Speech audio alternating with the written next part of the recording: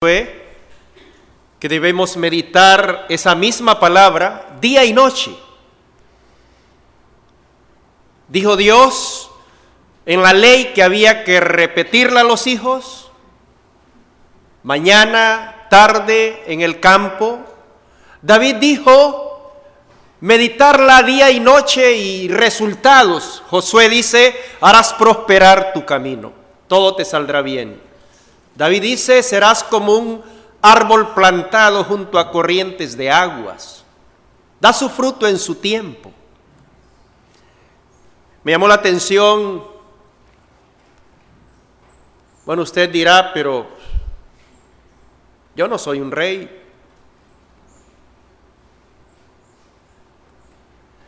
Bueno, la Biblia habla de un hermano llamado Jorge Müller, no sé cómo se pronuncia. Y este hombre un día determina reunir todo huérfano cuanto él pudo encontrar. Y la gran pregunta es, ¿qué hizo Jorge? Realmente Jorge no hizo nada. Este hombre se dice, no sé, que leyó la Biblia 200 veces. 100 veces la leyó de rodillas. ¿Cuál fue el resultado? Jorge llegó a conocer al Dios de la Biblia. ¿Y qué hizo este hombre? Confiar la pobreza de los huérfanos a la suficiencia de Dios. Eso fue, Dios lo hizo todo. Jorge no hizo nada. Pero sí llegó a conocer al Dios de la Biblia. Se dice de Stud, este hombre en el Congo, cada año tenía que tener una nueva Biblia, ya no había espacio. El devocional de cada mañana en la tribu era de 3 horas. Hora y media cada mañana tenía los nativos de pie alabando al Señor. Bueno, usted dirá, pero Jorge, Stud, misionero. Bueno, una vez le dice una hermana, María, te autorizo a venir a mi casa. Tienes el privilegio de leer la Biblia. Tal vez habían 5 familias en Gales en ese entonces que tenían Biblia. Imagínense, manuscritos. Tenían que solicitarlas y el precio era tremendo. María era una niña.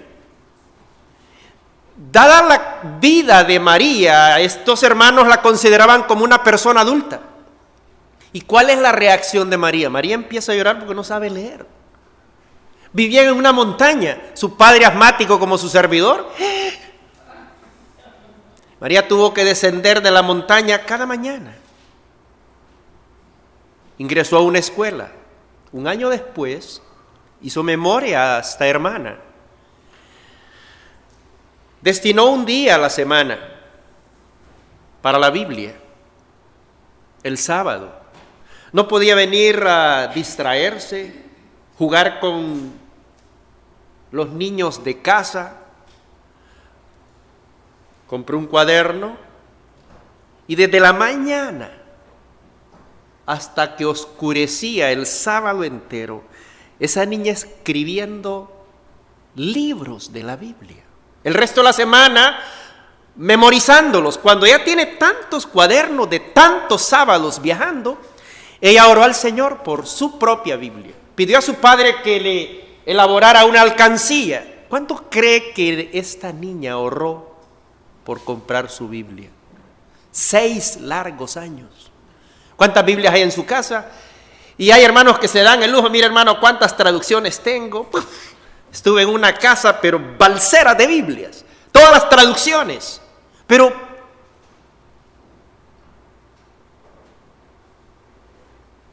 cuando ya María considera que es el valor de una Biblia que está en su alcancía, saca el dinero y 3 días de camino. Su padre no la puede acompañar por las crisis de asma. Y esta niña se aventuró 3 días de viaje para encontrar la pena de que tenía que encargarlas y que ya esas tienen dueño. Otra lágrima, pero al ver el testimonio de esta niña. Este hermano quebrantó su palabra y puso una Biblia. Usted ha escuchado la historia de María John y la Biblia. David, para que David hable de la ley de Dios, voy a especular, él tuvo que haber tenido acceso a escuelas de profetas, ya habían sido innovadas por Samuel, para que él hable de la ley de Jehová como lo hace en el Salmo 19 y en el Salmo 119. David no pudo ser un improvisado. Y hermanos, quiera Dios que despertemos una pasión por la Biblia. Un amor, como dice el himno, es la Biblia para mí santo y gran tesoro aquí. Y debería de ser realmente nuestra devoción. Y quiero aclararle algo, la Biblia nunca deja al hombre como lo encuentra, jamás. Los libros nos mantienen informados, pero la Biblia nos hace exactos. Y hay un salmo que quiero animarle a leerlo, Salmo 19. Dice el verso 7, mire todo el resto de este salmo, todo lo que expresa. La ley de Jehová es perfecta, que convierte el alma. El testimonio de Jehová es fiel, que hace sabio al sencillo. Los mandamientos de Jehová son rectos, que alegran el corazón. El precepto de Jehová es puro, que alumbra los ojos. El temor de Jehová es limpio, que permanece para siempre. Los juicios de Jehová son verdad, todos justos. Deseables son más que el oro, más que mucho oro afinado, y dulce más que miel, y que la que destila del panal. Tu siervo es además amonestado con ellos. En guardarlos hay grande galardón. ¿Quién podrá entender sus propios errores? Líbrame de los que me son ocultos. Preserva también a tu siervo de las soberbias, que no se enseñoreen de mí. Entonces seré íntegro y estaré limpio de gran rebelión. Sean gratos los dichos de mi boca y la meditación de mi corazón delante de ti, oh Jehová, roca mía y redentor mío. ¿Qué es lo que hace que este libro sea más deseable que el oro? Es que Jesucristo es capaz de estar vivo en las páginas de este libro.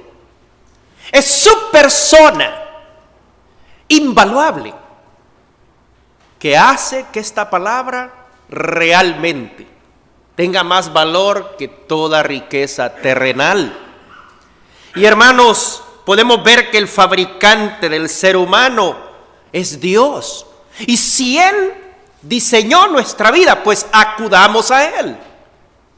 ¿Con qué fin? Bueno, si Él diseñó mi vida, debo acudir a Él para averiguar de qué modo he de vivir esta vida. Para averiguar de qué forma agradarle. Para averiguar, hermanos, cómo realizarnos. Dice la palabra de Dios, la ley de Jehová. Esta expresión identifica las escrituras como un manual completo de instrucción divina. ¿Respecto a qué? Respecto a la fe, respecto al carácter y respecto a la conducta. Solamente en ella vamos a encontrar una instrucción completa en estas áreas. Fuera de la Biblia no funciona nada. O sea que la Escritura ofrece doctrina respecto a lo que debemos creer. ¿Y qué es lo que creemos? Bueno, la inspiración de la Biblia. Una verdad entera y eterna. Creemos en el Padre, el Hijo, el Espíritu Santo. La salvación, la iglesia, las realidades futuras. La Biblia nos da una doctrina respecto a lo que debemos creer. Pero hay algo más interesante también respecto al carácter que debemos cultivar. Es que así soy yo. Ese es un fracaso. Es que así era yo. quiera Dios que estemos en ese proceso de cada vez más acercarnos al modelo. ¿Y cuál es el carácter que debemos cultivar? Bueno, ahí están las bienaventuranzas, Mateo 5. Ahí están las características del amor, 1 Corintios 13. Ahí está el fruto del Espíritu, Gálatas 5:22. Resumiendo esas tres porciones, ¿qué es lo que tenemos? Las virtudes de la persona gloriosa del Señor Jesucristo.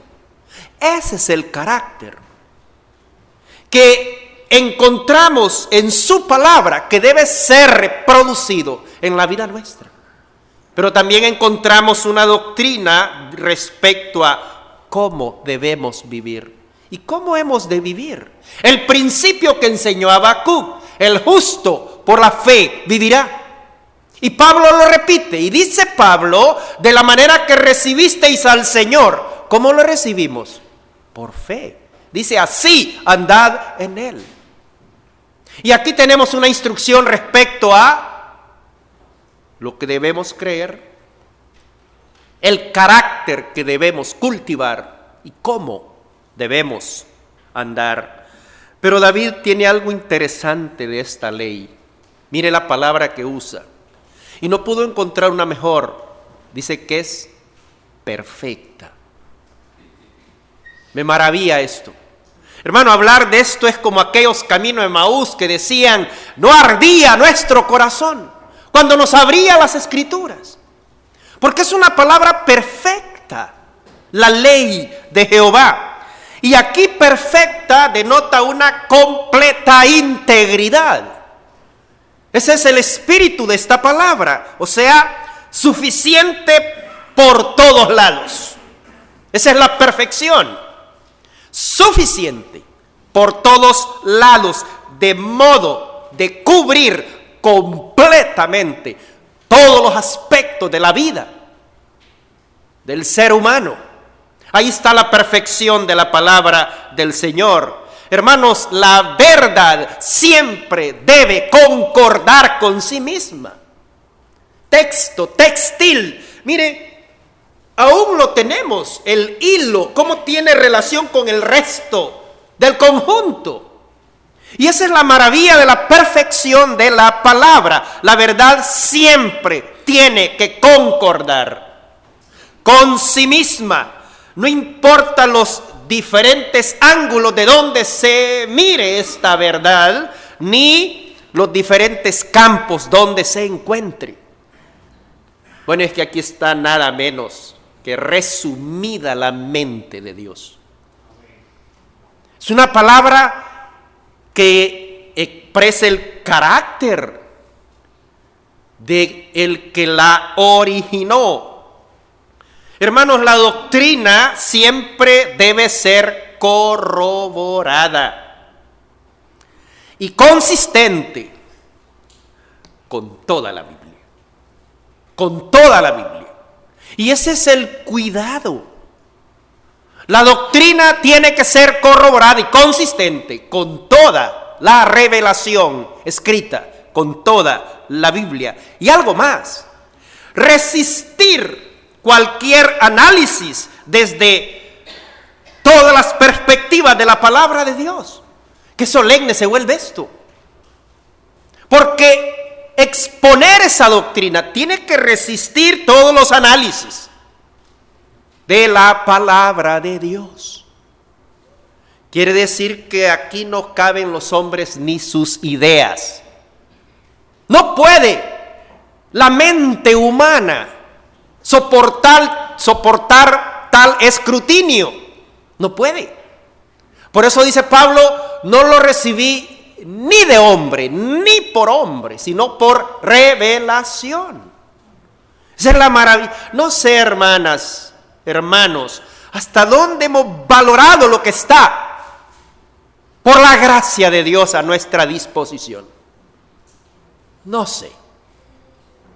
Yo admiro una persona. No vengo a predicar de esa persona, pero admiro los desafíos así de lo que capta. Regresó este año en febrero y me dice: Omar, un día Claudio, ¿saben quién es Claudio? Bueno, un día Claudio está predicando y él dice: me propuse leer la Biblia en 3 meses, toda. Y él dijo que leyendo 20 capítulos diarios, leo la Biblia en 3 meses. Para ese entonces esta persona no había leído toda la Biblia. Pero dice: bueno, voy a esmerarme en terminar lo poco que me resta para proponerme el reto de 3 meses. Eso implicaba que llegaba ya al cuarto a veces a las 12 de la noche, 1. Y es una mujer de hogar. Es una verdadera mujer de hogar. Y aún en todos sus quehaceres, Leslie, antes de 3 meses ya había leído la Biblia. Esa devoción, esa pasión, debe ser algo especial para nosotros. Hermanos, usted me dirá: pero es que yo no tengo tiempo. Si usted trabaja 10 horas diarias, 3 horas para sus alimentos, mañana, media y tarde, 8 horas para su descanso, le quedan 3 horas libres cada día. ¿Qué hace con esas 3 horas? El sábado le están quedando 13 horas libres. El domingo también. ¿Qué hace con esas horas? ¿No cree que si usáramos menos? No sabe de qué estoy hablando.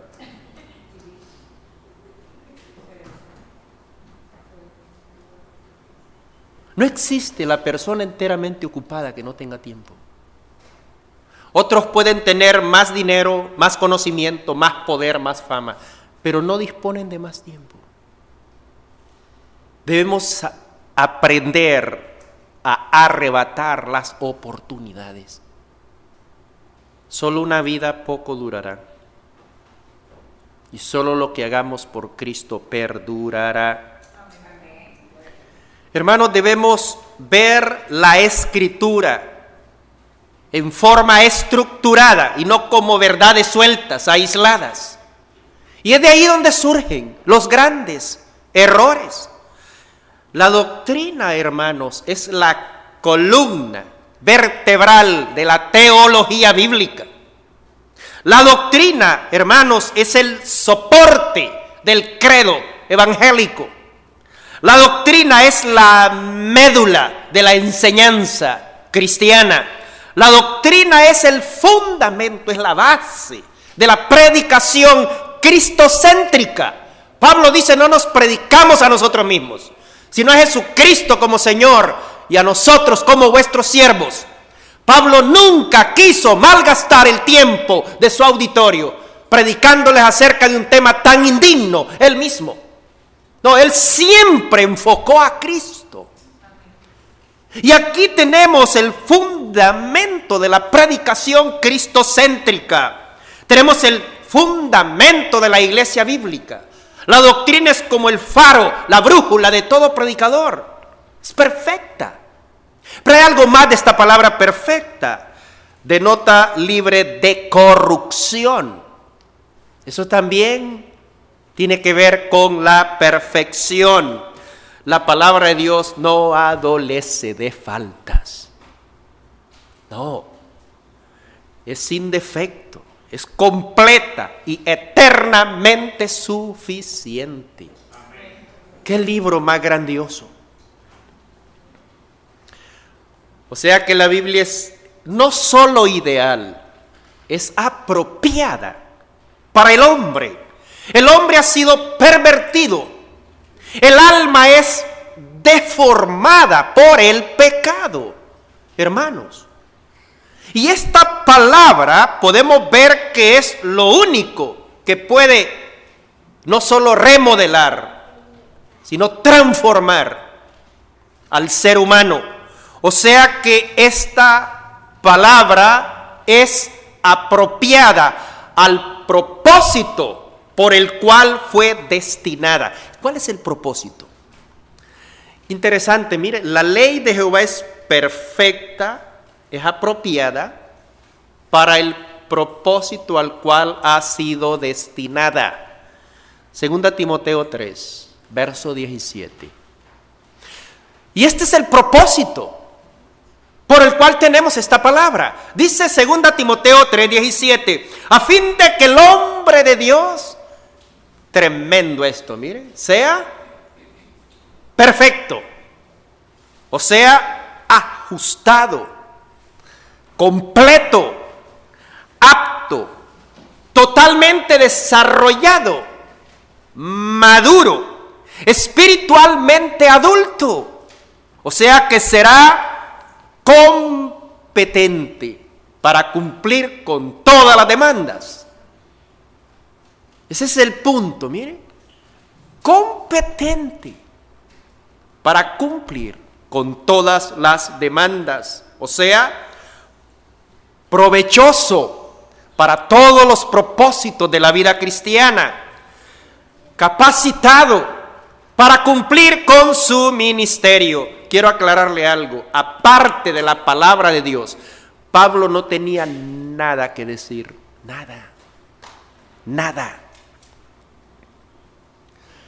¿Cuántas veces le quemamos incienso a pecadores salvados por gracia? No me malentienda, no le estoy enseñando a menospreciar a los siervos de Dios, pero la eminencia no está en el hombre, esto es lo eminente, lo sobresaliente, lo extraordinario, porque aparte de la palabra de Dios, Pablo no tenía nada que decir, nada. Y aquí vemos algo impactante, sí, hermanos, hay algo en la Escritura apto para cada caso, aquí. ¿Y qué es lo capaz de hacer este libro?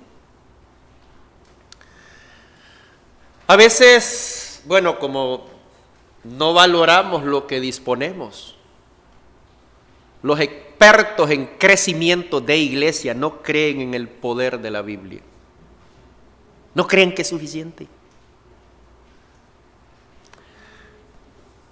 El hombre se está bautizando aproximadamente unos 60 años. Al día siguiente, ese hombre dio su testimonio. Yo no entendí su lenguaje, pero sí recuerdo algo. Él dijo que evangelistas, en la zona donde él vivía, recogían niños los domingos para hablarles de la palabra de Dios. Entre esos niños, dice, su servidor era uno de ellos.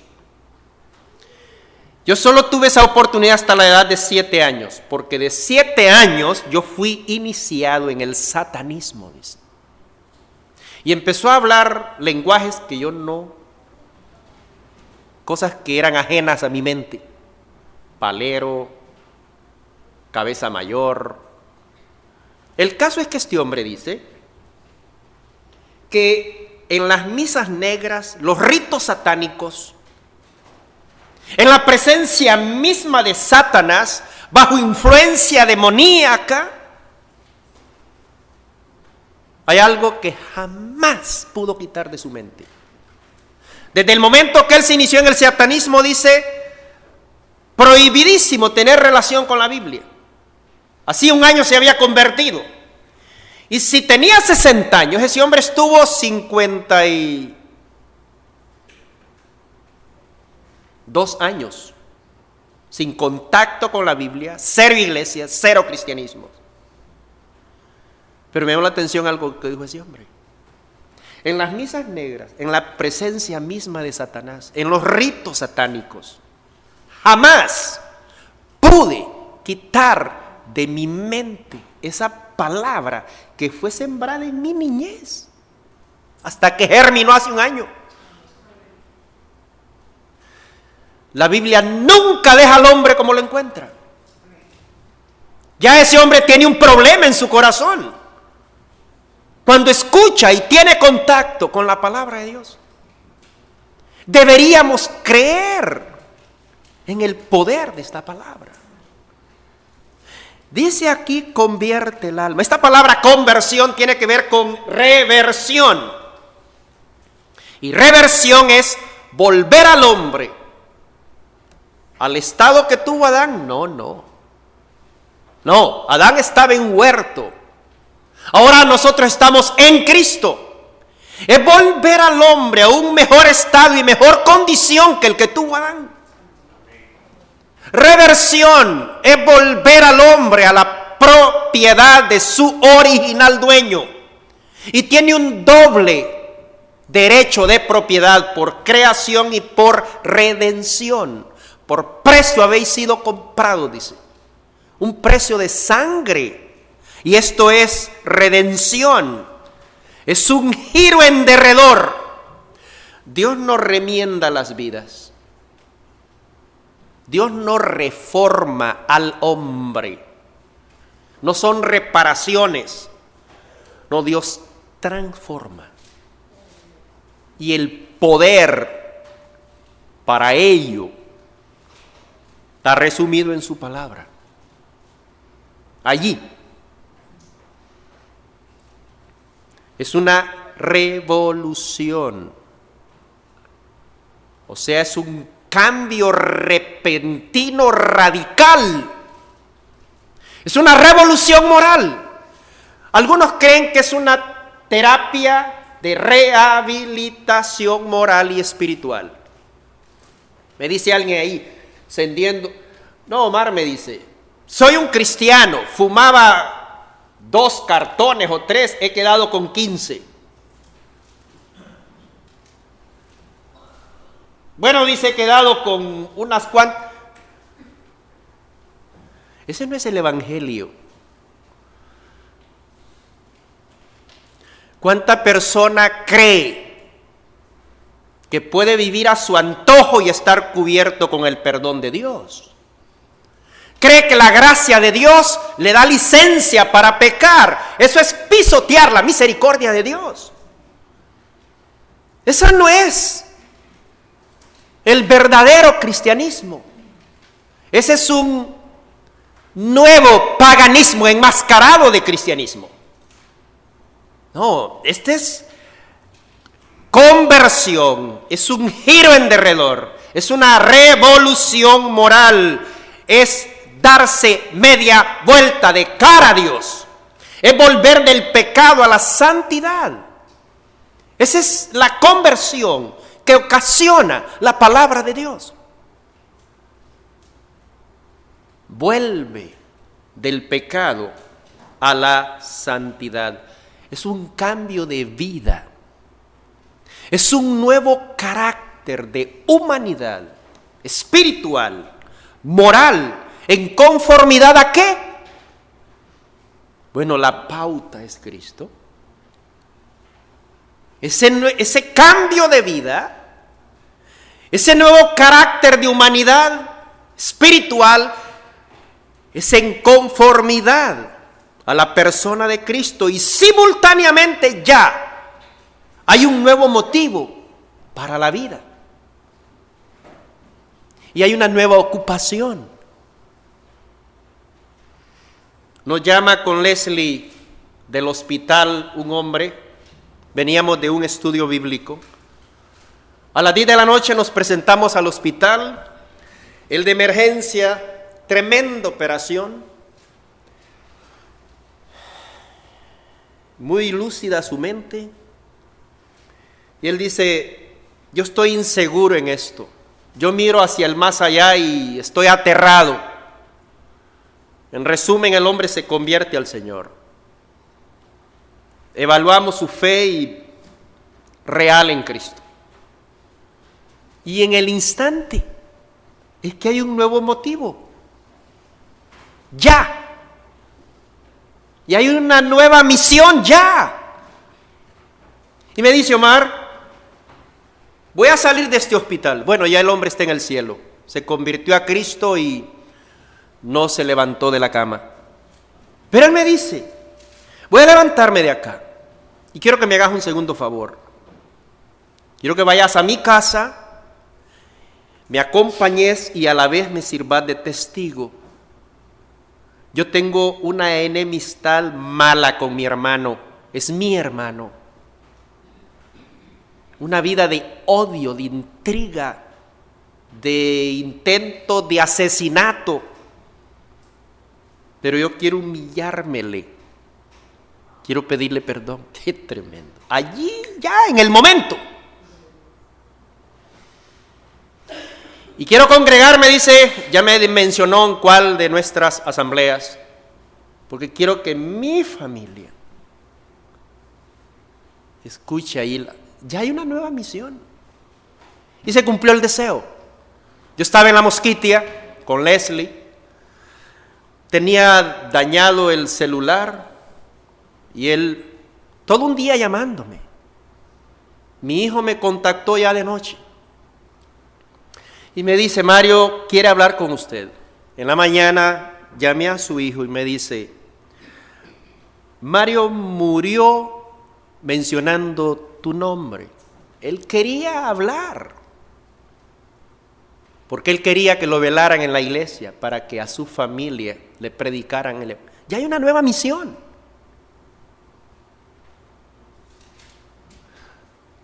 Conversión. Y eso es lo que podemos ver en la palabra del Señor. Quiere decir que la palabra transforma, salvando, proveyendo todos los medios necesarios para la santificación.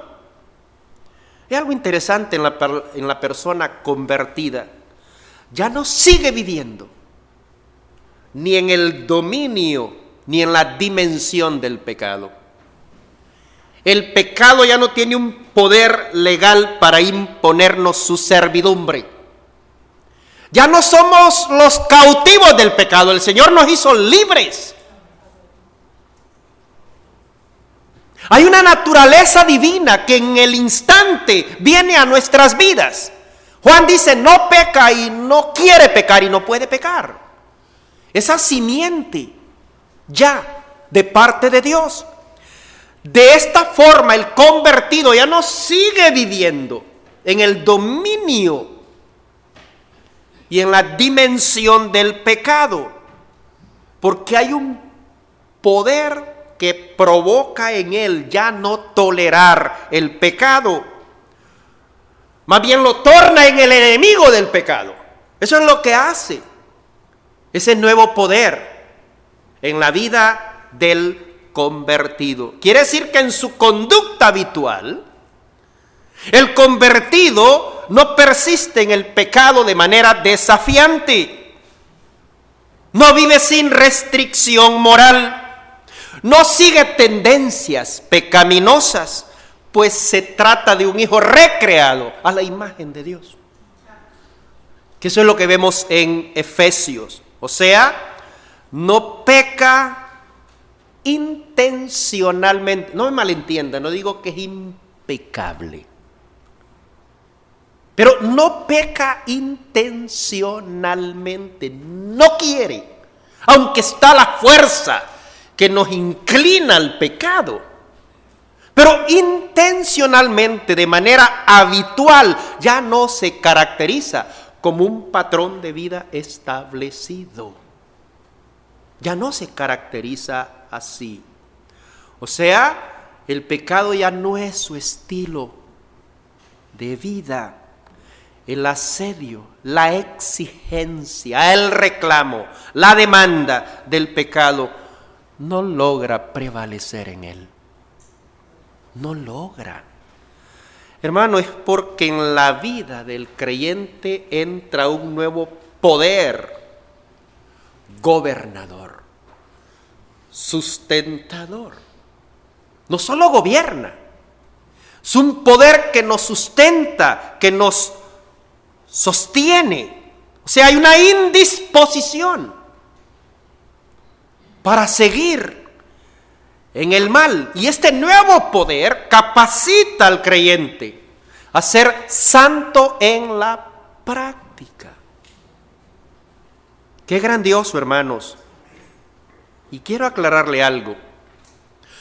No importa cuán lenta, cuán desigual lo haga, seguirá creciendo en santidad.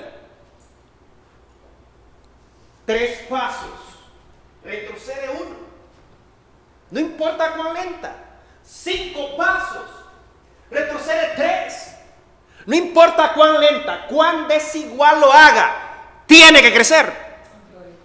Lo que tiene vida de Dios crece. Hay quienes se les mira una transformación y un levantamiento. A veces otros somos, no importa cuán lento, cuán desigual, pero tiene que crecer. Lo que tiene vida crece. Aquí hay un punto interesante. Esa santidad comienza donde la conversión termina. Algunos creen que van a comenzar a vivir una vida santa hasta que se bauticen o hasta que ejerzan un ministerio. No, se van a bautizar porque la vida demuestra que ha habido un cambio, ¿o no? Van a ministrar porque su vida demuestra que es diferente. Pero si la persona que profesa ser cristiana, en ella no ha comenzado una vida santa, ¿qué podemos dudar? ¿Qué de cuestionar? No nos perdamos.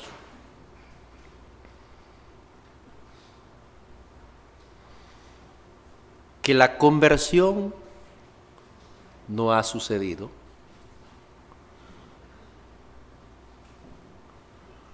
Muchas personas han hecho una profesión de fe. No sé si estoy ante alguien así este momento. Han hecho una profesión de fe, se han bautizado, parten el pan, ministran, pero no estarán con nosotros en el cielo.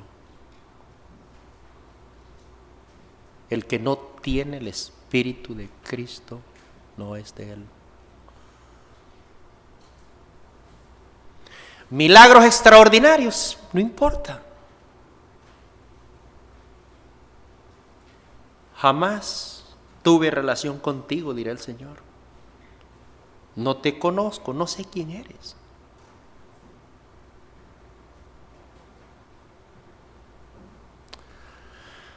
Este es algo muy serio y es necesario evaluar la fe. Dice Pablo que el Espíritu Santo da testimonio a nuestro espíritu que somos hijos de Dios. Hermano, no existe vida divina sin un vivir justo y santo diariamente. Más despacio se lo voy a decir. No existe vida divina sin un vivir justo y santo diariamente. Y esto es lo que nosotros debemos ver.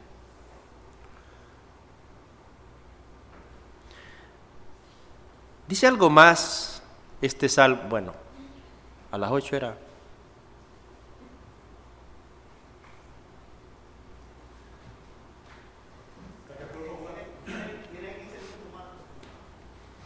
Este salmo dice, el testimonio de Jehová vuelve a hacer énfasis, es fiel.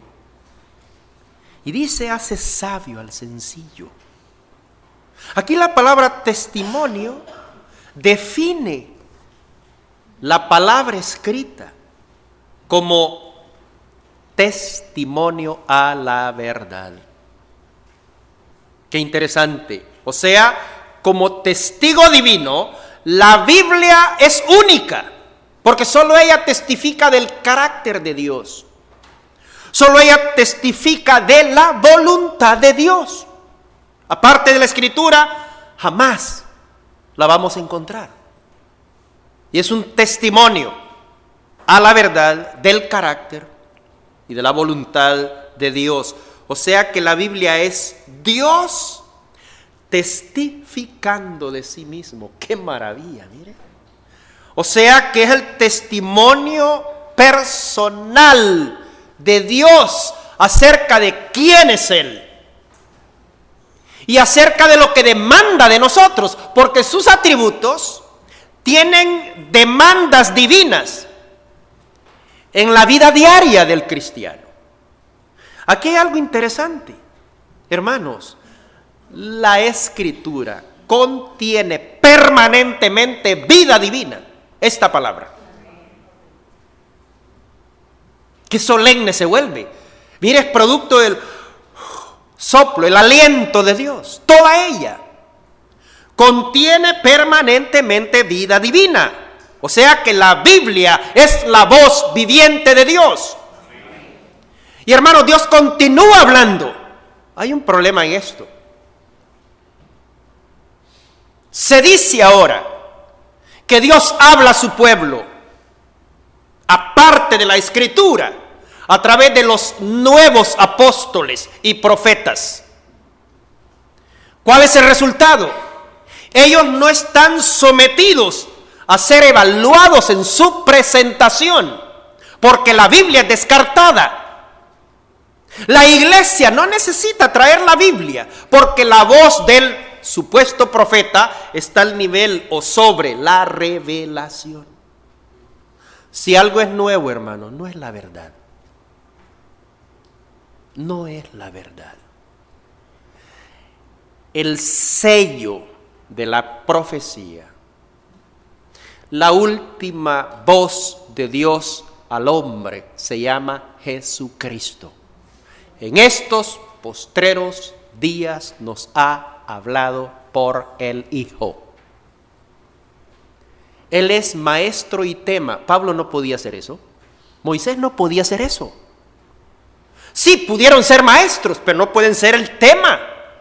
Jesucristo no solo es el maestro, el mayor exponente de la mente de Dios, es el tema. Qué interesante. Y aquí vemos lo maravilloso. Dios continúa hablando directamente a través de la Biblia, en la lectura personal, en el estudio de ella. Y las verdades que aquí encontramos transforman la vida. Yo quiero animarle. Cada mañana dedique lo primero del día, sumerja su alma en la palabra de Dios. Luego, enfrente sus responsabilidades, pero, con la presencia de Dios, controlando por entero su vida. Su devoción es fresca, su amor es fresco, su adoración es fresco, su obediencia, su gozo, su servicio. Las verdades que aquí encontramos, hermanos, transforman nuestras vidas, porque la palabra es activa en el corazón. Eso es lo maravilloso. Son como estacas, es lo que dice Salomón. Verdades inolvidables. O sea, penetran el corazón con un poder iluminador. Eso es lo maravilloso de esta palabra. Dice David que esta palabra es fiel. Este testimonio, dice, es fiel. ¿Qué entendemos por fiel? Libre de errores. Libre de errores. Es confiable. Es completa. Comporta plena garantía. Lo dice el himno. Es tu fidelidad tan grande, oh Padre. Tú dices la verdad. Descanso ahí. Descanso ahí. Dios quiere que le tomemos su palabra. Salomón dice, tú dijiste a David mi padre. Él está haciendo memoria a Dios. Reclama esa palabra. Le mezcla fe y la hace una vivencia práctica. Pero también esta palabra fiel es firme, veraz, es invariable, digna de ser creída. Qué tremendo, hermanos.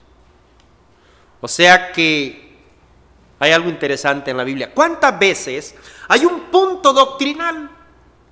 Eruditos, doctores en Biblia y no sé qué más. Los nombres que los hombres se han puesto. Y un punto doctrinal, 4 o 6 pensamientos diversos. ¿Quién está en el error? No sé. Pero quiero aclararle algo. La Biblia siempre está en lo cierto. La Biblia siempre está en lo cierto, porque la palabra tiene validez firme, inagotable. Por tanto, solo la autoridad de la Biblia debe dirigir nuestro pensar. Solo la autoridad de la Biblia debe dirigir el movimiento de cada persona. Aquí hay un fundamento de consuelo. Pablo dice, alentaos los unos a los otros con estas palabras. La Escritura provee un fundamento sólido, no puede ser removido. Oiga esto, sobre el cual alguien puede edificar su vida y puede confiar su destino eterno sin vacilar. Sí, hermanos, podemos confiar nuestro destino eterno y no tenemos zozobra. No sé qué escoger, dijo el hombre. Si quedarme o partir, para mí, dijo, el vivir es Cristo, el morir es ganancia. ¿Qué convicciones tenemos? Es que, hermano, la palabra de Dios es suficiente. Tiene todo lo que el hombre necesita. Oiga esto, para hacerle frente a todas las circunstancias de la vida. A todas. Aquí tenemos en ella lo que necesitamos. Y esta palabra es interesante, mire. Hace sabio al sencillo. Ese sencillo es el que Salomón dice, el simple todo lo cree. Ese simple es el que Pablo dice en Romanos, el ingenuo. Ese ingenuo es el que Pablo menciona en Efesios, el niño. Ese no es un elogio. El simple. El simple, esta palabra describe una puerta abierta en el intelecto. Mire.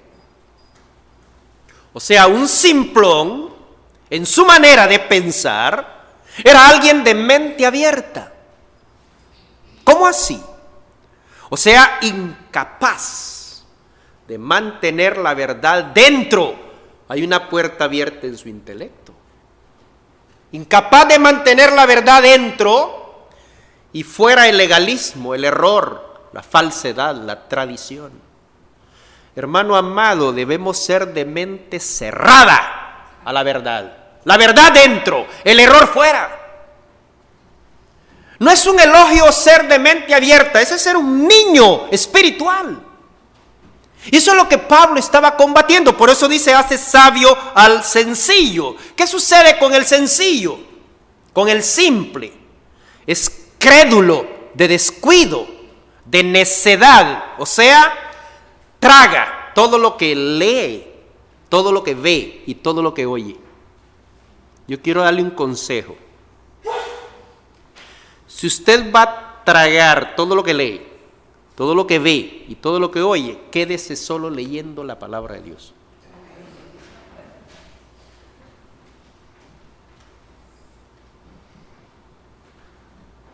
¿Y cuánto peligro hay ahora, hermanos? ¿Cuál es el problema del sencillo? No tiene la capacidad de seleccionar. Todo entra, una mente abierta, porque no tiene educación.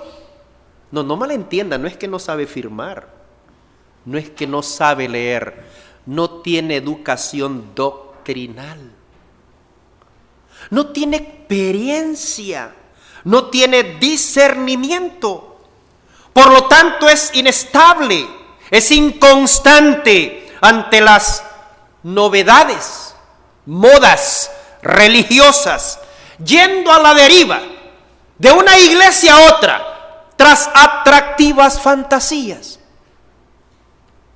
Ese es el niño. Viene un evangelista a un estadio, ahí está el niño. Qué pena.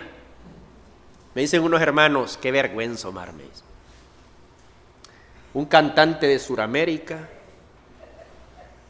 aparece en escena y dijo lo siguiente. Me da la impresión, dicen que hay muchos evangélicos entre mi auditorio. Quiero aclararles, soy católico y la doctrina católica la transmito a través del canto y a través de mi predicación. Qué vergüenza me dice. Ese es el niño, va tras atractivas fantasías religiosas. Esta es la persona ingenua. Sí, hermanos, carece de sospecha, es desprevenido porque no se percata del peligro. No se percata del peligro. El error llega a sus oídos, envuelto con medias verdades, salpicadas con expresiones piadosas, amor a Dios, devoción a Dios. Él no discierne. Lo que es maravilloso, que esta verdad llega a alguien que es simple y lo hace sabio. Es el que adapta lo que sabe a lo que tiene y lo que debe hacer. Ese es un sabio. Sí, hermanos. O sea, ser sabio es vivir conociendo la palabra de Dios, aplicándola con precisión a cada situación. Conociendo la palabra de Dios, aplicándola con precisión a cada situación. Esto es sabio. La Escritura toma a alguien de mente simple, tonto, ignorante, sencillo, como su servidor. Eso es lo que hace la Escritura. Toma esa mente incapaz de discernir, ignorante, hace de él, mire esto, una persona hábil en todos los aspectos de un andar piadoso. Eso es lo que hace la Escritura. O sea que lo capacita, lo afirma a tomar la resolución correcta en el momento oportuno. ¿A qué difícil? ¿A qué difícil? Lo capacita, lo afirma. No está en un dilema. A tomar la decisión correcta en el momento oportuno. O sea que lo hace sabio a tiempo. Hace sabio al sencillo. Le da la capacidad de vivir sobre la tierra con un entendimiento celestial. Pablo dice poner la mente en las cosas de arriba. Qué maravilloso, hermanos. Bueno, usted dirá, pero yo no soy rey en Israel. Yo no soy un stud en el Congo misionero. Una niña, María John. No tenemos excusas. Quiero animarle. Comencemos ahora. Dediquémosle el tiempo a la palabra. Que sea objeto de nuestra devoción, de nuestro amor. Y dice Pablo, tu aprovechamiento será manifiesto. Dice Josué, harás prosperar tu camino, todo te saldrá bien. Dice David, serás como un árbol plantado. Señor nos bendiga.